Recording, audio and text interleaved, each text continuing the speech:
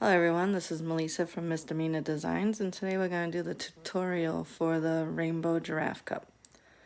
So I already have one spinning that's got its first base coat on it. I just did that for time purposes, and that way the tutorial doesn't go into an hour and a half. So what you're going to need is stainless steel tumbler, already prepped and primed. I used white because it'll bring out the colors of your fluorescents, but you can do any of the colors that you want. You'll need epoxy if you're doing epoxy, and you'll need Mod Podge if you're doing the Mod Podge method. For the 20 ounce, it would be 5 mLs, and then for the 30 ounce, it will be 10 mLs. You'll lay the epoxy down, and then we're gonna go over laying your colors. What you'll do first is you will print out your giraffe design, and I put it on 631. Oh, let's not have it upside down. 631, just because that is a removable vinyl, and then when you need to take it off, it's not going to hurt what you got going on your cup. So you can do this on couple of different styles. So if you're more comfortable with it being on a turner, you can put it on a turner. If you're more comfortable with it stationary, I have a stoner and it comes down at an angle, so it would be great for your drop method on the ombres. And then I do also have my churner. So my churner is just pretty much a stand, and the cup turns manually. So you'll be able to control the direction and the flow of speed on the cup that you want. This cup looks a little different from the other cups because I went with a different glitter company just to try their glitter out. I just got their glitter in and I was excited to try it, so I thought I would give it a different whirl on the rainbow cup. So the colors I used today is going to be Archie the Scare Pig, and all my glitters are going to be from Madame Glitter. The second one, the yellow, is going to be Jax.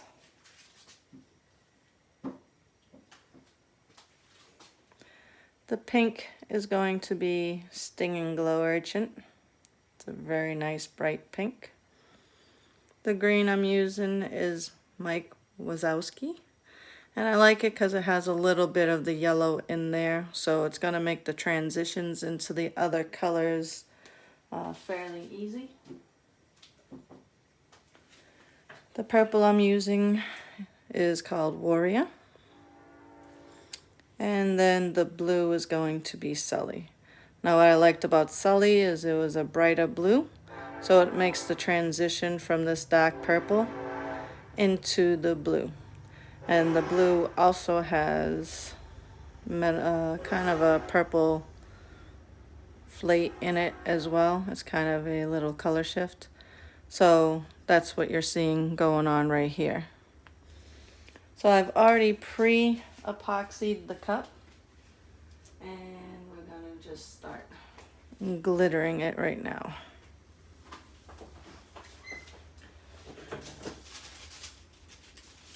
So for me, the bottom's always the hardest. I do have a TNT from Midland's Vinyl, and it actually moves up and down. I haven't had a chance to play with it, and I didn't want to mess with it yet, or do something without actually having it down. So I always start with the bottom edge first, just to make sure that's completely coated. And then I'm just going to slowly go up on this one, because on the second coat is where we're really going to just focus on trying to transition the colors so the lines aren't so hard.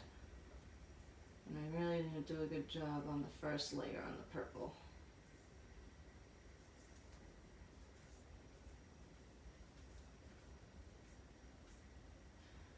gotten better at my throw method for the bottom of the cup.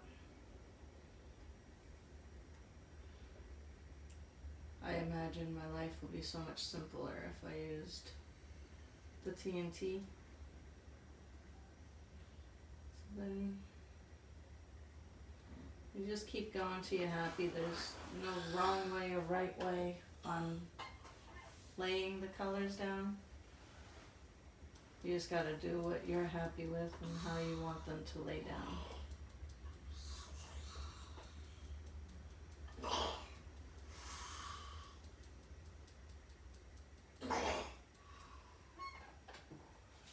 Okay, so I'm pretty happy with that layer right there. I like putting it on parchment paper because, sorry guys, my roommate's still sleeping. He's a bear.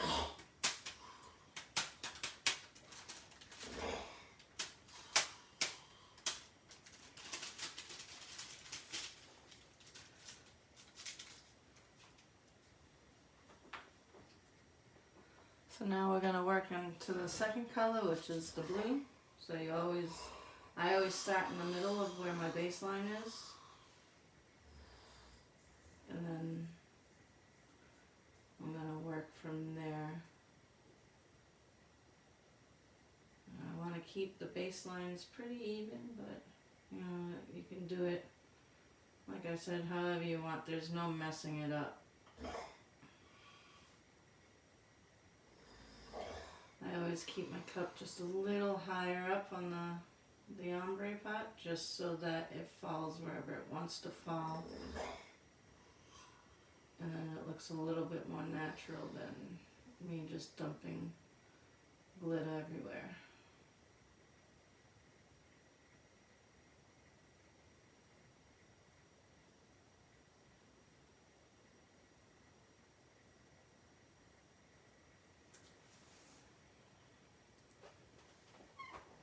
And then I always kind of pull back a little bit just to look and see if I missed a spot and where I wanted to add some more.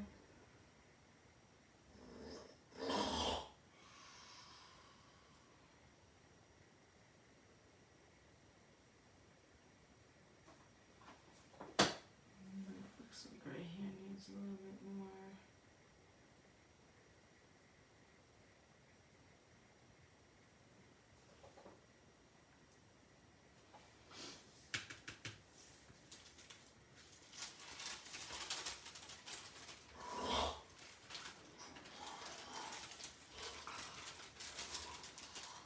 That was a fail.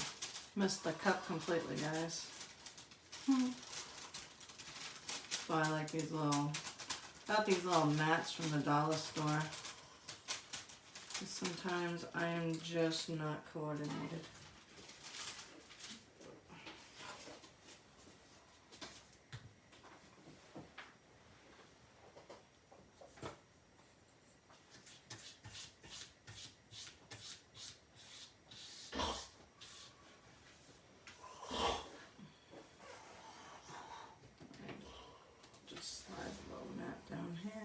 Just put the rest of my good glitter right here so I can save it.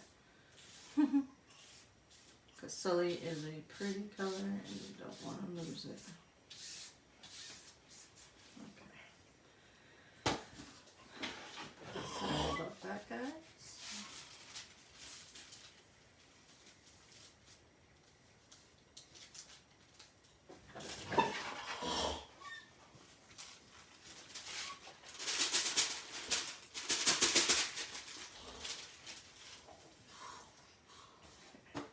So as you start getting into the brighter colors, you also want to make sure that you have all of your darker colors off of the parchment paper or whatever you're using to catch your drops.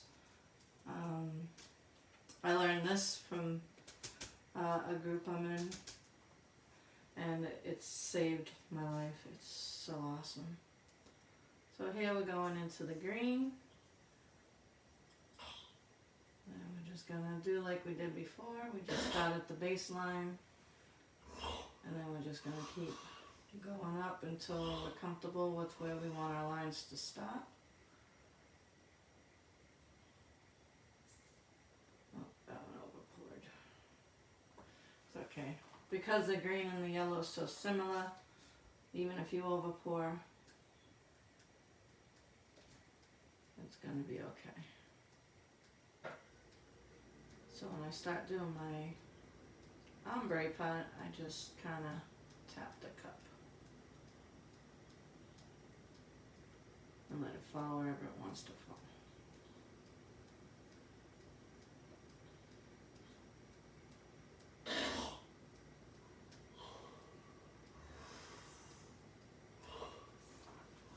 You can tell we're what total green right there.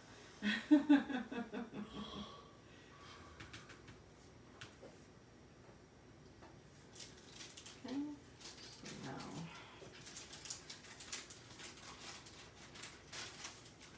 I'll try not to spill the glitter.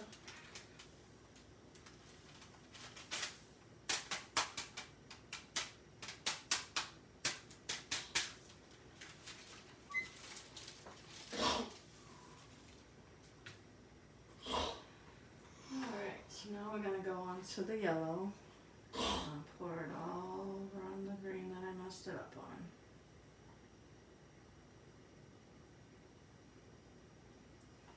But again, there is no mess up.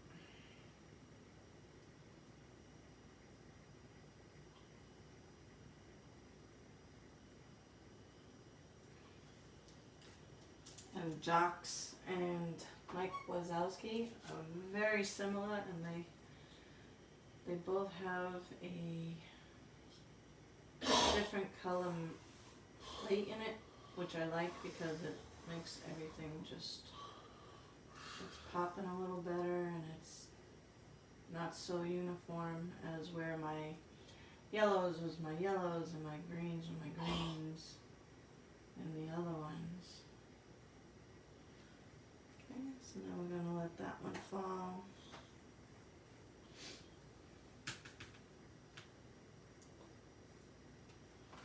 And you can see how the lines are kind of not so hard. And again, whatever part that you don't like about the cup, you can just cover up with the decal, and then you don't have to worry about what it looks like.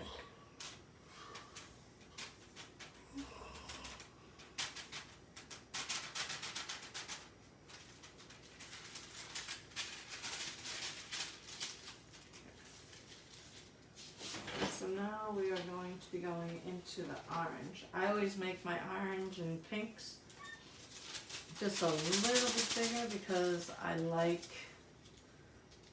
them better. I usually make my favorite colors a little bigger. Okay, so now we're gonna, I like to move the pink just a little bit up. And I always put the cup a little farther back on the turner if you're going to use a turner, just because when you start doing the top line of the pink, it's just going to end up everywhere on your turner.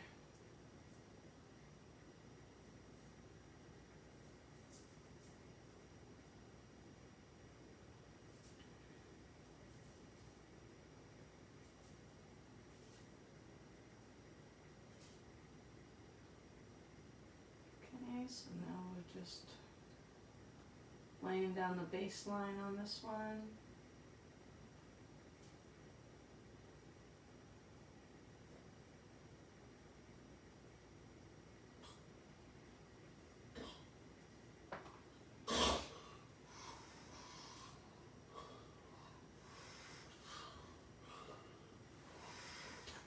So when you get to the top where you're going to be on your pink, the orange you'll probably have to go over again just to get your ombre going in, because you're just covering it with a pink on top, you know, so you kind of want to just go over the top of it again, just so that you can get your lines a little softer.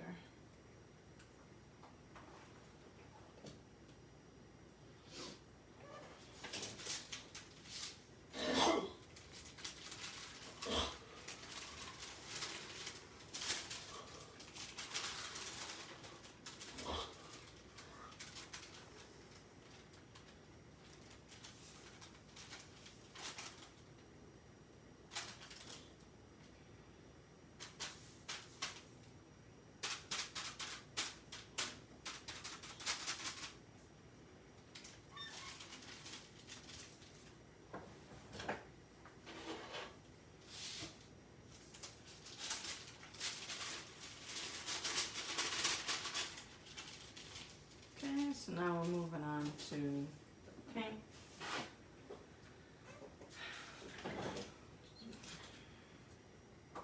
My biggest color, I made it the biggest because I don't always start all the way up here with my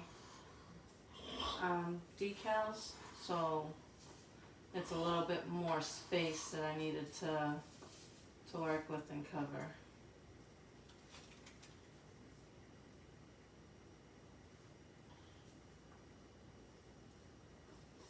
Again, you're going to go all the way to the top,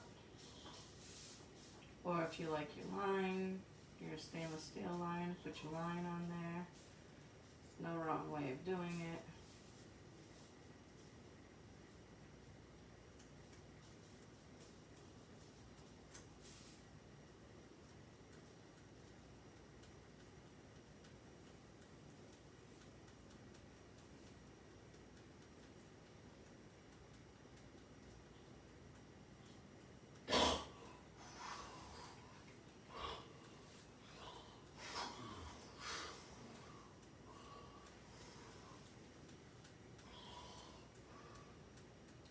Okay, so now we got that one pretty much coated. I actually kind of like how this went in, so I don't think I'm going to go over it with the orange. I think it came up as a pretty good line.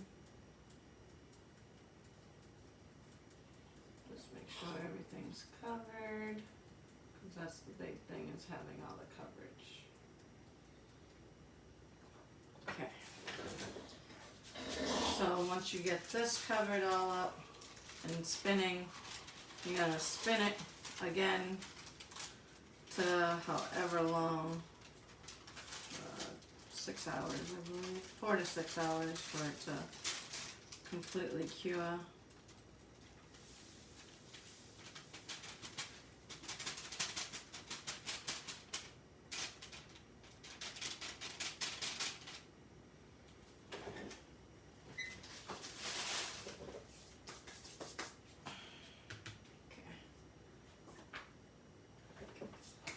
So once you get that all done and spinning, depending on how smooth it is after this coat, let me just move this out of the way. If it's rough or not the texture that you want, you can go ahead and just add another light coat of epoxy, just so that you have a smooth surface to work with. And then you are going to take your decal. So I kind of did it a different way. If you have a silhouette, I printed it twice. So this is 2, and they're about 11 inches. So they took up a 12-inch mat. So what I did is I started with one, and I picked up a piece that lined up. So I did this one. So then I duplicated it, and then I flipped it until I mirrored it vertical and horizontal until this piece worked. Because if you're good at warping, what you can do is you can use this as your template to be the back of the cup, and then you can warp it. I myself, I have not warped before, and I always will just take a little piece of transfer paper, like so, and I will pick up 3 or 4 at a time and place them on the cup, and then I'll just keep going. I always start with the top first. I'll do the top all the way around the cup, and then I just kind of randomly pick up what I want to pick up and put it on the cup to the design that I want to do.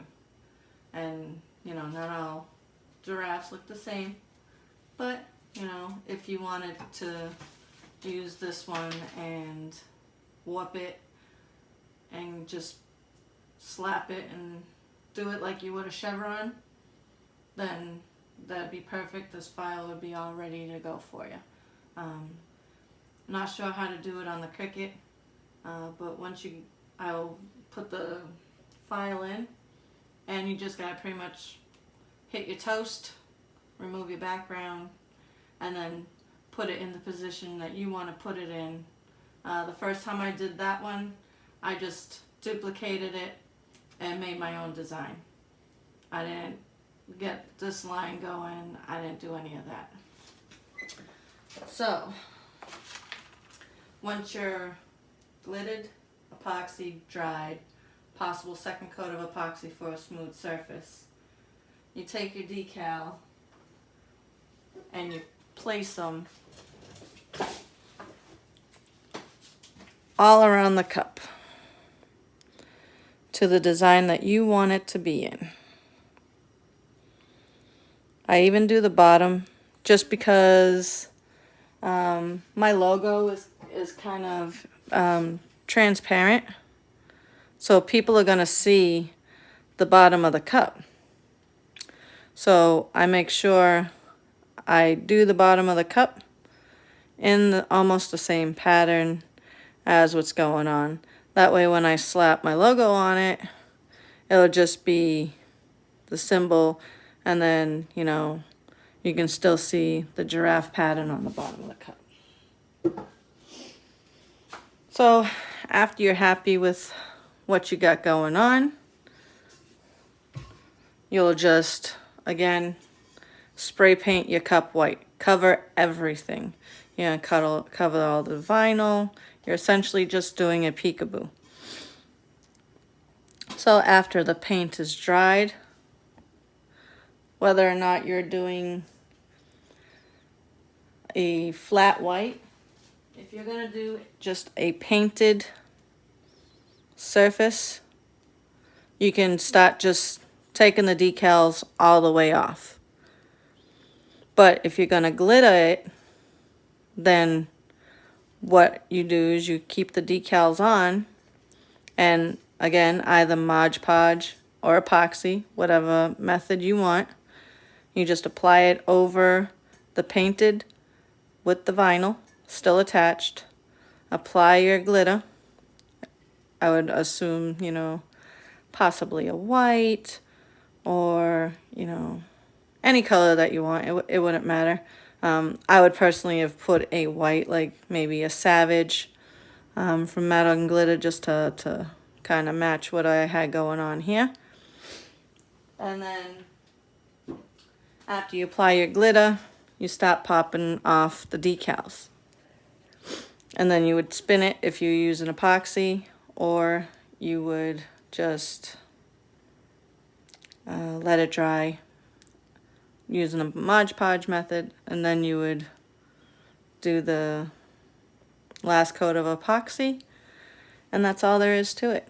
Thank you. Sorry if I was kind of nervous and off and around. I'll answer any questions that you guys want, and thank you for watching.